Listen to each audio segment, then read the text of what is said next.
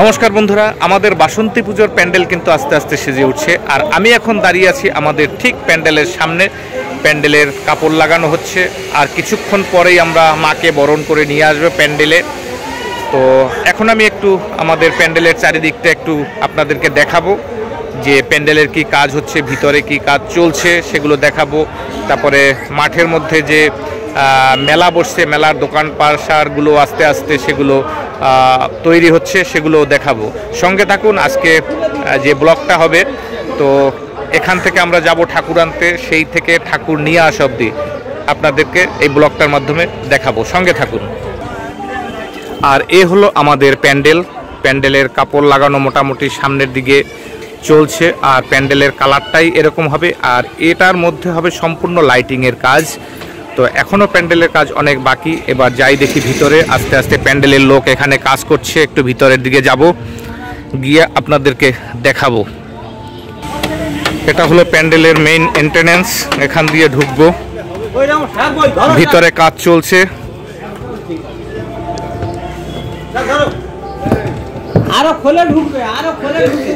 মা যেখানে বসবে, এখানটায় মা বসবে।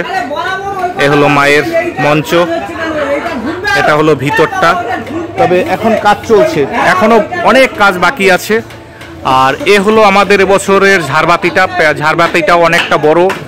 আর ভেতরে এখন সব থার্মোকলের কাজ হবে। তো যেহেতু এটা এখন আমাদের অনেক কিছু বাকি, তাই এখনো প্যান্ডেলের কিন্তু কোনো কাজই হয়নি এখনো পর্যন্ত। মানে কি বলবো, 30% কাজ হয়েছে, এখনো 70% কাজ বাকি, তাই তো কাকু?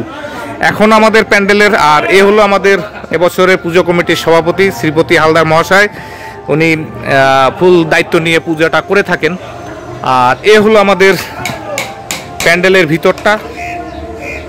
আর এপাশ দিয়ে আমরা আর একটা এন্ট্রান্স, মানে বাইরের যে যাওয়ার যে এক্সিট গেটটা, সেটাকে রেখেছি। আর এপাশে প্যান্ডেলের যে যারা লোকজন আছে তারা এখানে থাকে। এপাশে মেলার দোকান পাশারগুলো আস্তে আস্তে সেজে উঠছে। এখনো যে বাচ্চাদের রাইড, সেগুলো এসে পৌঁছায় নাই, 2-1 দিনের মধ্যেই এসে পৌঁছে যাবে। এবার আমরা আস্তে আস্তে যাব মাকে বরণ করে আনার জন্য।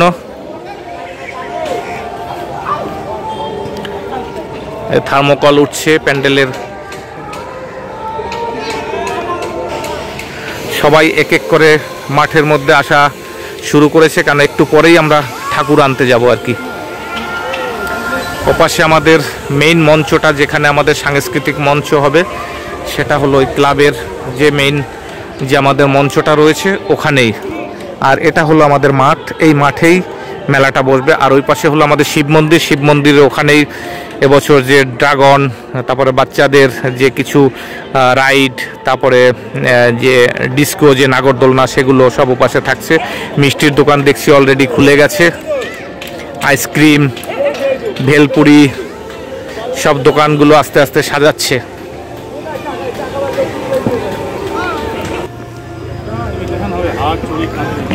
একটা ইমিটেশনের দোকান, এগুলো সব রেডি হচ্ছে। মিষ্টির দোকান, মিষ্টি না, এটা হলো আচার।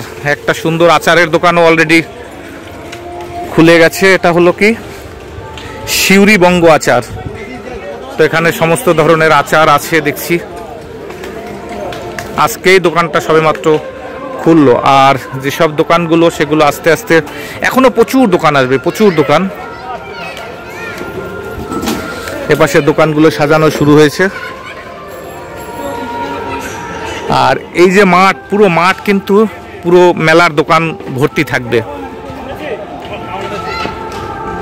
তো সকলকে আহ্বান জানাই আমাদের বাসন্তী পূজায় আসবেন, মেলায় কেনাকাটা করবেন। প্রত্যেক দিন অনুষ্ঠান আছে, অনুষ্ঠানে যে অনুষ্ঠানগুলো উপভোগ করবেন, পুজো দেখবেন। আর এই হলো পুজো প্যান্ডেল এখনো কিচ্ছুই হয় না, 30% এখন পর্যন্ত হয়েছে, এখনো 70% বাকি। এ হলো আমাদের গঙ্গানগর ক্লাব। সমস্ত বাচ্চা কোচ্চা আসছে সামনে। এখানে দুটো কুকুর, তারাও এখানে আসছে মেলার মধ্যে, তারা খেলা করছে। আর এপাশে হলো আমাদের শিব মন্দির। এ দেখুন, মা ওপাশে পুজো গ্রহণ করবে, এপাশে বাবা ভোলেনাথ দেখবে। এই দেখুন, এখানে বাবা ভোলেনাথ বসে আছে। আর শিব মন্দিরের মধ্যে আবার একটা বেল গাছ দেখুন, এটা আমাদের মন্দিরের মধ্যেই বেল গাছটা, আর এখানেই আমাদের বেলতলার পুজোটা হবে। তো সকলকে আহ্বান জানাই, সবাই আসবেন। আর আজকে ব্লগটা অনেকটা বড় হতে চলছে, সবাই সঙ্গে থাকবেন। তো বন্ধুরা, আমরা কিন্তু ঠাকুর নিতে বেরিয়ে পড়লাম। এখন আছি আমরা ঠিক অ্যাক্রোপলিস মলের সামনে। এখান দিয়ে যাব আমরা ধানমাট কৃষ্ণচন্দ্র পাল মহাশয়ের বাড়িতে, সেখান থেকে আমরা ঠাকুর নেব। তো বন্ধুরা, আমরা কিন্তু ফাইনালি ঠাকুর নিতে এসে গেলাম। আর এ হলো সেই পাল বাড়ি যেখানে আমাদের মা তৈরি হচ্ছেন। তো যাই আস্তে আস্তে ভিতরের দিকে, একটু মাকে দেখি।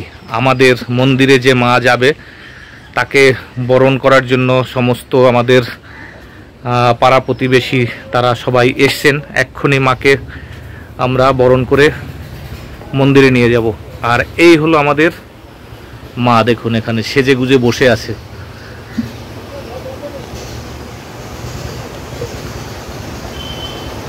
এ হলো আমাদের বাসন্তী মা।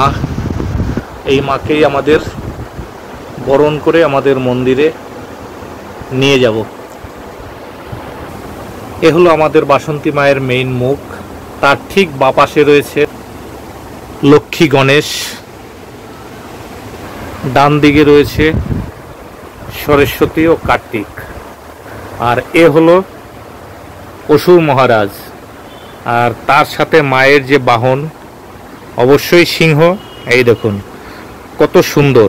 আর আমাদের মায়ের মূর্তি কিন্তু সম্পূর্ণ মাটির সাজে। আমাদের মায়ের কোনো ডাকের কোনো সাজ নেই, মাটির সাজ, অপূর্ব সাজ। দেখুন কি সুন্দর হয়েছে। এবার সবাই আসবে, আস্তে আস্তে মাকে আমরা বরণ করে আমাদের মন্দিরের দিকে নিয়ে যাব। ঠাকুর যে তুলবে যে মুঠে, তারাও চলে এসছে। এনরাই ঠাকুর গাড়িতে করে নিয়ে যাবে। এপাশে পাড়ার মহিলারাও এসছে, তারা এখানে বসে আছেন। প্রত্যেক বছর এনরা আসেন ঠাকুর নেওয়ার জন্য, খুব আনন্দ করে। এবার গাড়িতে তোলা হবে। মুঠেরা এবার গাড়ির দিকে মাকে আস্তে আস্তে টেনে নিয়ে যাচ্ছে। দেখুন এই যে মুঠেরা টেনে টেনে নিয়ে যাচ্ছে। আর এভাবেই কিন্তু ঠাকুরকে গাড়িতে তোলা হয়। আর এগুলো সাধারণ মানুষরা পারে না, যাদের অভ্যাস তারা কিন্তু এভাবে যত বড়ই ঠাকুর হোক না কেন, ছোট জায়গা হোক না কেন, তারা কিন্তু ঠিক গাড়িতে তুলে দেবে। দেখুন এবার গাড়ির কাছে এনে রাখা হয়েছে। এবার আস্তে আস্তে গাড়িতে তোলা হচ্ছে। এই যে মা এবার গাড়িতে উঠছে।